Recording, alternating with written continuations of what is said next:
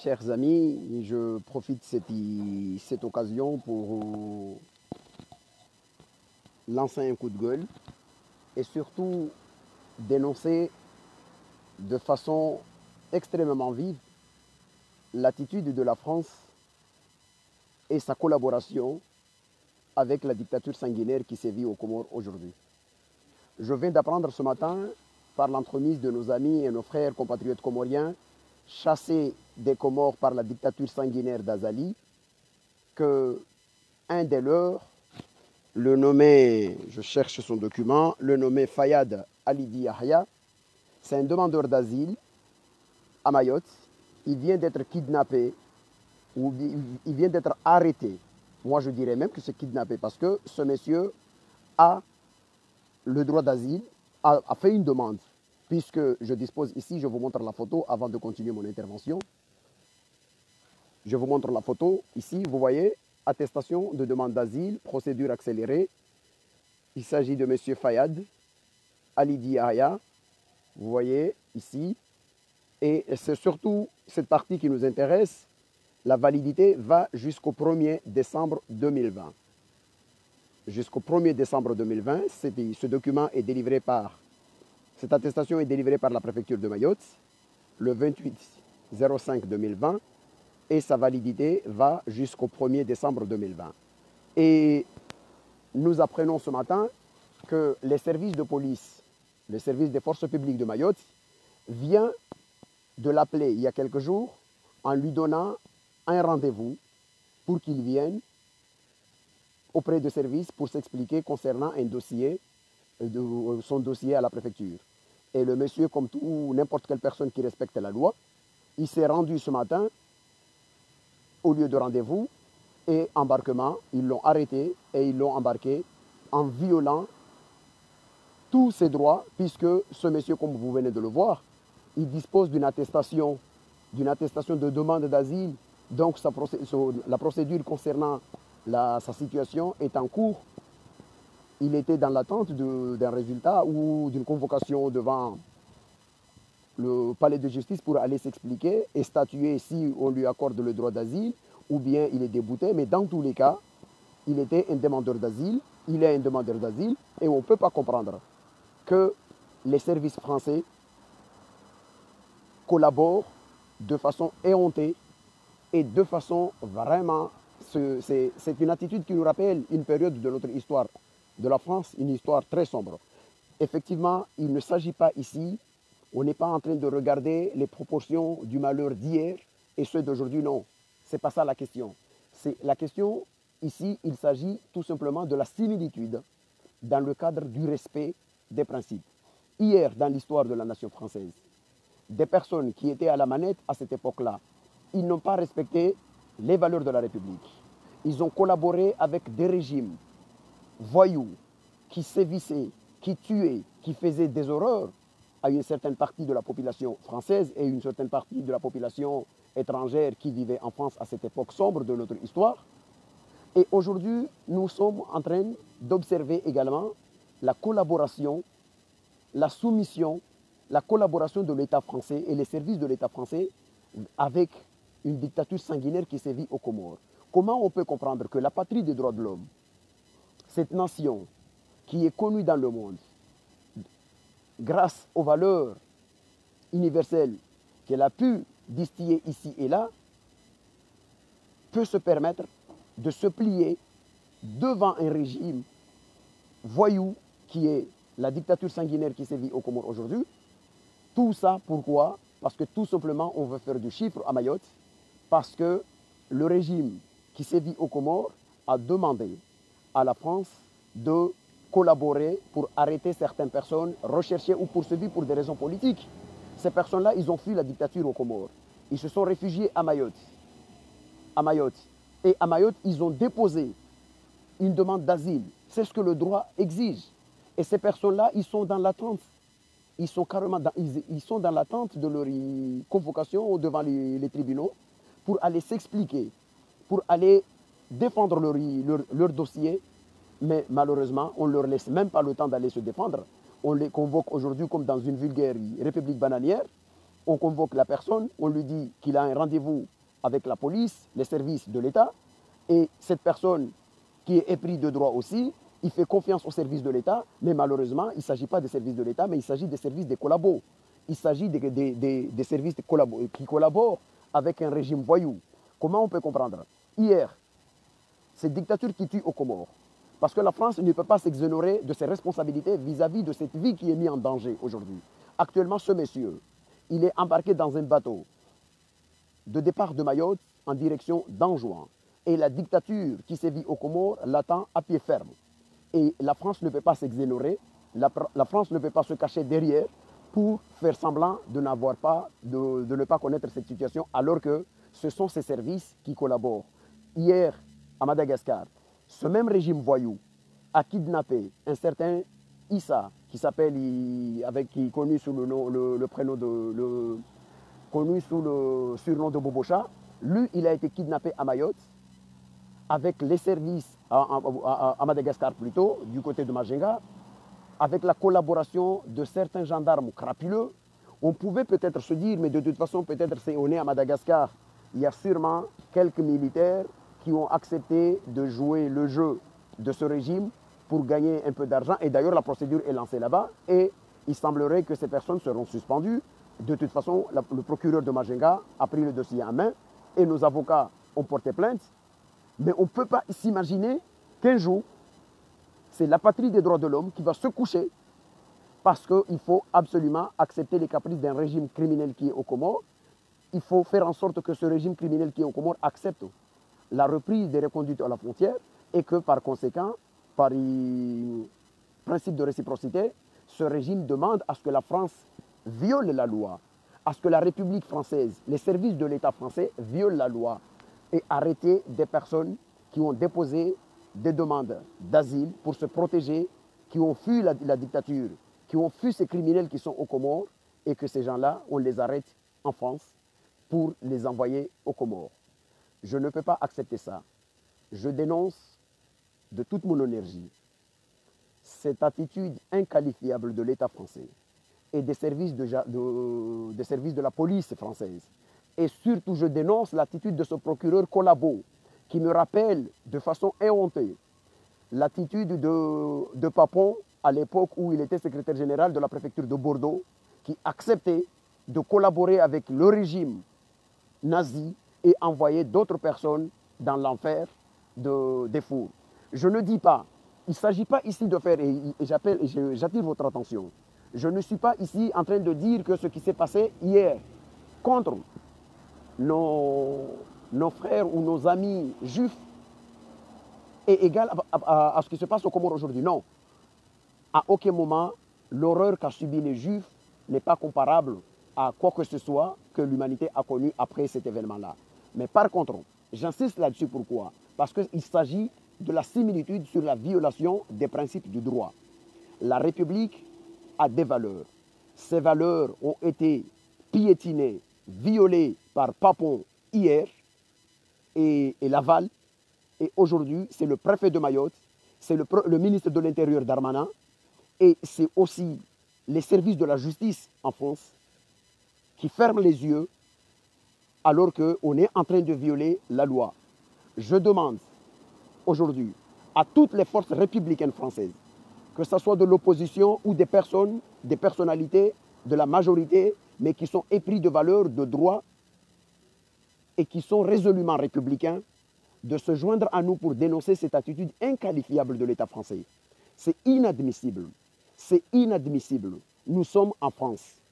Ce sont les services de la France à Mayotte, la République française, la patrie des droits de l'homme, qui collaborent avec un régime voyou pour arrêter des personnes qui ont déposé, dans le cadre d'une procédure de demande d'asile politique, ils ont des attestations. La préfecture de Mayotte a délivré une attestation valable jusqu'au 1er décembre 2020 et on convoque la personne devant les services administratifs pour aller s'expliquer en lui disant qu'il s'agit d'une information concernant son dossier et cette personne se présente ce matin là où on l'a demandé d'y aller et de là-bas on l'embarque sans procès, sans procédure, sans respecter les procédures, et on le met dans un bateau en direction des Comores parce qu'on veut démontrer à ce régime criminel qui est aux Comores que la France aussi accepte de violer certains droits pour que l'État comorien, le régime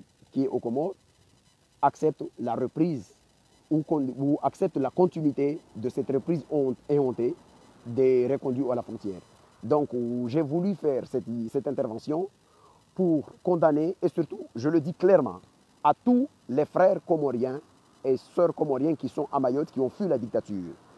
Il faut, à partir de maintenant, refuser de répondre à toute convocation venant de la préfecture ou venant des services de police.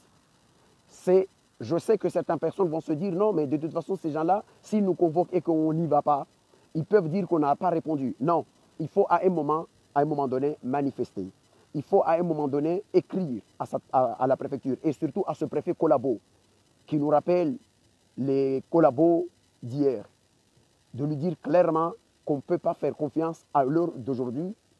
Vous n'avez pas confiance au service de l'État français parce qu'il est inadmissible qu'un service appelle une personne qui a déposé un dossier dans le cadre légal et que cette personne qui se rapproche de ces services-là se voit embarquer manu militari dans un bateau en direction vers l'enfer carcéral d'un régime criminel et voyou. Je le répète encore une fois, c'est que la grande difficulté ici, c'est non seulement la violation des principes du droit, mais c'est surtout parce que la France connaît pertinemment que la dictature qui est aux Comores, c'est une dictature sanguinaire qui tue. S'il y a au moins une seule nation au monde qui connaît le mieux la situation des Comores, c'est la France. C'est la France qui connaît le mieux la situation des Comores.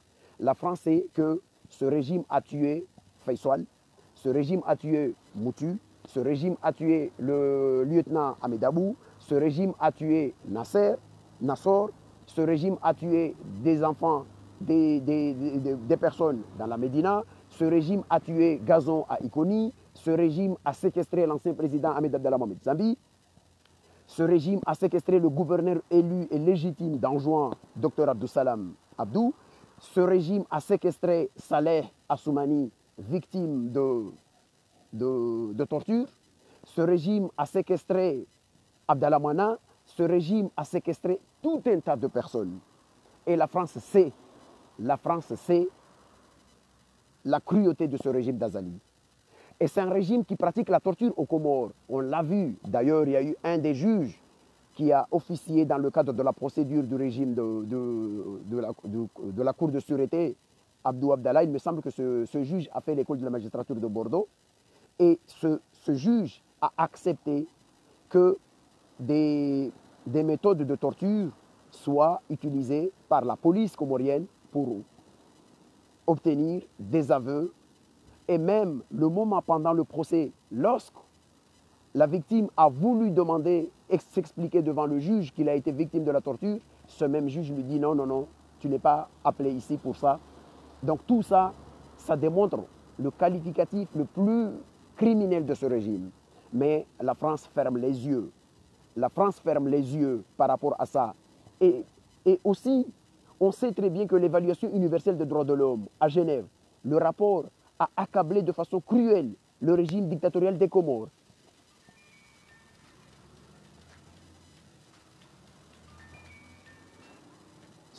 Le régime dictatorial aux Comores. Et on sait que lorsqu'il y a eu toutes ces condamnations, les rapports de tous les pays, je me rappelle du rapport des États-Unis qui était extrêmement accablant contre ce régime des Comores. Et le régime des Comores a accepté a donné son aval pour qu'une mission internationale, c'est ce qu'on appelle un émissaire spécial, vienne aux Comores pour vérifier que ce régime ne pratique pas la torture aux Comores. C'est ce qu'ils ont dit. L'ambassadeur Sultan Chizour et l'ancien ministre des Affaires étrangères, Amin Soif, ils ont signé un document engageant l'État comorien vis-à-vis de l'institution internationale pour qu'une mission aille aux Comores vérifier toutes ces choses-là. Malheureusement, ce qui s'est passé, c'est quoi? L'émissaire spécial est envoyé aux Comores et à aucun moment, les autorités comoriennes ont accepté d'ouvrir les portes. Donc ce régime criminel aux Comores a violé, a fait un bras d'honneur à la communauté internationale par 2 fois, puisqu'il a refusé le droit à cet émissaire d'avoir accès aux lieux de privation de droit aux Comores, les prisons à la Grande Comore, en juin, le lieu où on a vu les photos devant la porte de la maison où l'ancien président Sambi est incarcéré. Ils n'ont pas eu également l'autorisation pour aller en juin, pour aller visiter la prison de Koki et aller voir là où se trouve le gouverneur Salami du côté de Rombo. Non, ils n'ont pas vu tout ça. Et ces gens-là, ils sont partis sans avoir fait leur travail. Premier élément. Deuxième élément, ce même régime vient de réitérer un bras d'honneur contre la communauté internationale en organisant carrément un kidnapping du côté de Madagascar pour enlever Boboucha et le ramener aux Comores. Puisque Boboucha, comme je l'ai dit, je vous le montre aussi encore une fois, comme je vous l'ai dit, ce monsieur Boboucha, c'est lui, Mohamed Issa alias Boboucha, lui, voilà son certificat de demandeur d'asile, signé par les services de HCR du côté de Pretoria. Vous le voyez là. Donc, ce monsieur qui était sous la protection des Nations Unies, puisque à partir du moment où tu demandes un droit d'asile et que tu as obtenu l'attestation, ça veut dire que tu es sous la protection du droit international. Non, ce régime criminel l'a kidnappé. Et l'État français, c'est ça. Et aujourd'hui, on se retrouve carrément, ce sont les services, ce ne sont pas des militaires délinquants ou des gendarmes voyous, corrompus, véreux du côté de Madagascar qui ont fait ça. Non, c'est la République française, c'est les services de l'État français à Mayotte, à 10 000 km de la métropole, au département 101e département de la France, c'est-à-dire ce département de Mayotte, cette île occupée par la France, illégalement selon le droit international, mais de toute façon c'est un département, ils disent qu'il est un département, de toute façon ça veut dire que c'est le droit français qui s'applique là-bas, et on voit qu'on viole le droit français, et que les services de l'État français collaborent de façon honteuse, de façon humiliante, où on s'essuie les pieds, c'est-à-dire que les services français s'essuient les pieds sur la charte des droits de l'homme. Les services de l'État français et le préfet collabo, qui est du côté de Mayotte, ils s'essuient tous les deux, tous ces gens-là, ils s'essuient les pieds sur les valeurs qui fondent la grande nation française pour satisfaire les caprices d'un régime voyou aux Comores. Pourquoi? Pourquoi tout ça? Donc alors, je vais terminer mon intervention en disant clairement combien je suis extrêmement déçu. J'ai même honte parce que je suis un républicain convaincu. Je suis à la fois comorien et français. Je suis un homme épris de droit et des valeurs. J'ai toujours défendu le droit. J'ai toujours défendu les valeurs de la France. J'ai toujours défendu les valeurs de la République. Quand aujourd'hui je vois que c'est cette République-là qui abandonne les nôtres, qui sacrifie les nôtres pour des petits calculs d'arrière-boutique politique. Parce qu'ils veulent quoi? Ils veulent faire du chiffre du côté de Mayotte. Je trouve ça de toute façon, je trouve ça extrêmement honteux pour la France, honteux pour la République, honteux pour les institutions françaises, et j'estime, je le pense du fond de mon âme, que des députés de la nation française, qu'ils soient de l'opposition ou de la mouvance présidentielle, acceptent de se joindre à nous pour dénoncer de façon officielle et pour enclencher les mécanismes de droit pour que ces méthodes de voyous, parce qu'il faudra les qualifier comme ça, ce sont des méthodes de voyous, c'est-à-dire que les services français, de l'autre côté de Mayotte, les services administratifs de la France, que ce soit de la préfecture ou de la police, adoptent des méthodes de voyous.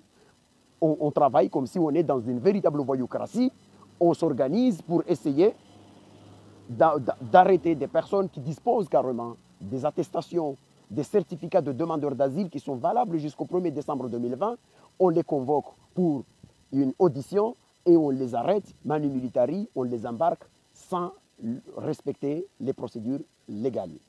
Donc je suis extrêmement, extrêmement déçu. Je suis extrêmement choqué. Je ne sais même pas quoi dire, mais tellement j'ai honte. J'ai honte pour ma République. J'ai honte pour ma patrie, ma deuxième patrie, la France. J'ai honte pour les institutions de la République. Et je dis clairement ma colère contre le ministre de l'Intérieur, ma colère contre le préfet Collabo de Mayotte, ma colère contre les institutions de la République. Et je le dis clairement. Ces derniers temps, j'ai vu un discours du président Macron qui disait qu'il ne comprend pas le caractère, cette attitude anti-français qui monte dans certains pans de pays d'Afrique. Mais c'est exactement ce genre de choses qui choquent la jeunesse africaine. C'est exactement ce genre de choses qui fait que certaines personnes, ils sortent du cadre pour dénoncer réellement et de façon profonde ces méthodes-là. Ce sont des méthodes de voyous. Mais qui peut comprendre, qui peut accepter que la République française adopte des méthodes de voyous dignes d'une république bananière? Non, ce sont ces comportements-là qui font qu'une partie de la France, une partie de la jeunesse, qu'il soit de la jeunesse africaine mais francophone, qui est nourrie par la littérature et les valeurs de la République française, ne comprennent pas cette situation qui fait que, ici en métropole, en France, on respecte le droit, mais dès lors qu'on sort de la France métropolitaine, on fait tout pour ne pas respecter la loi. Et c'est ça, c'est cette attitude-là qui nous révolte. C'est cette attitude-là qui fait que certains parmi nous dénoncent de façon extrêmement, avec des mots extrêmement violents, l'État français. Ce n'est pas la France, c'est l'État français et les services français. Tout ce qu'ils font, ce sont des méthodes inqualifiables. Ce sont des méthodes de voyous. Ce sont des méthodes dignes d'une voyoucratie. On ne peut pas, je ne peux pas, je le dis clairement. Je suis français, je suis franco-comorien. Mais je ne peux pas accepter que la France, cette patrie, que j'ai fait le choix de devenir membre de cette nation, parce que c'est une nation qui a des valeurs. C'est une nation qui est une nation modèle. C'est une nation qui fait la grande fierté de toute personne épris de valeurs, de droits, se retrouve aujourd'hui à vomir. Cette nation vomit les services de la nation française, vomit les valeurs qui ont fait de la France une grande nation. Je suis extrêmement choqué, je suis extrêmement déçu, je suis extrêmement en colère contre les services de la France et surtout contre le préfet de Mayotte qui est un préfet collabo qui fait exactement ce que d'autres indignes préfets ou administrateurs des services de l'État ont fait il y a des années de cela, pas sur le nombre ou ni sur la gravité des événements et des personnes tuées, mais sur la violation des principes, c'est-à-dire on n'a pas respecté les valeurs de la République, on n'a pas respecté les valeurs de la France, on a tout simplement accepté de jouer le collabo avec un régime voyou en raison des petits calculs indignes qui se font derrière un coin de table. Je vous dis à bientôt mes chers amis et la République qui est humiliée aujourd'hui.